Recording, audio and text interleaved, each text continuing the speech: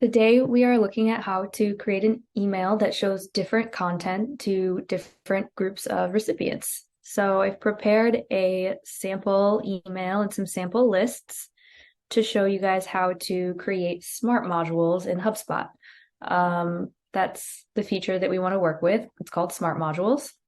So you can see here, this is the module we'll be working on. I'm going to select the more drop down and add a smart rule. So our default options are to do this based on contact list membership or based on life cycle stage. Contact list membership is going to be the most common option because that way you can use any property that you have in your database to segment around.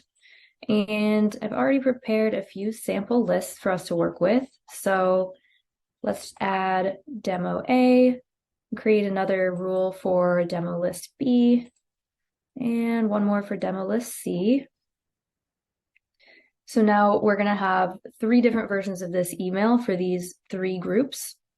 I'll hit save, and now you can see that worked. It's showing up as a smart module. And then to edit these, I'll click into it, and you can see here on the left now that it's telling me I'm editing the default version, and I can also toggle between the other versions.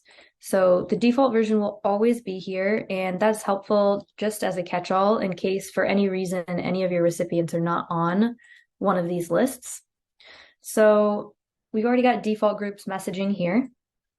I'm going to go ahead and add messaging for list A.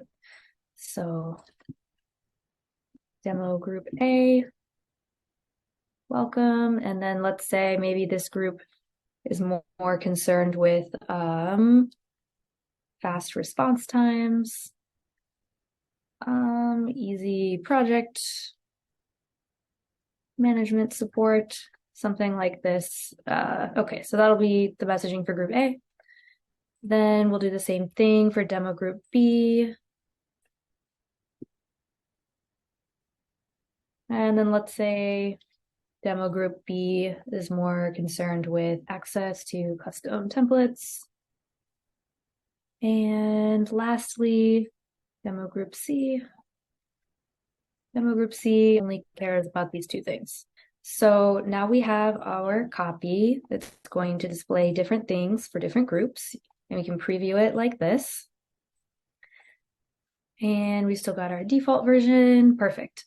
So I did these lists ahead of time, but one important thing to note is you do want to make sure that everyone on your segmented lists has a value for whatever it is that you're segmenting based off of.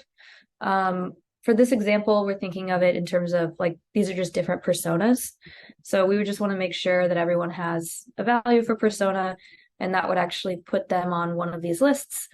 If for some reason it was missing, they would show up on the default list. So that's a good backup to have in place.